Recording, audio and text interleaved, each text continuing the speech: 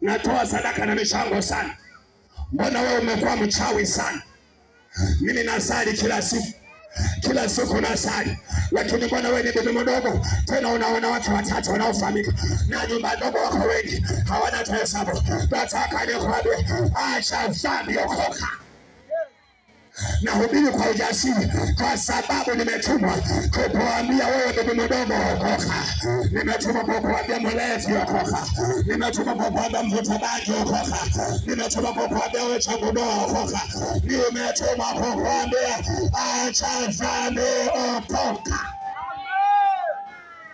Usidanganye. Hakuna msamaha baada ya kifo. Hakuna msamaha. Yesu akilinyakuwa kanisa, hakuna msamaha huko nyuma.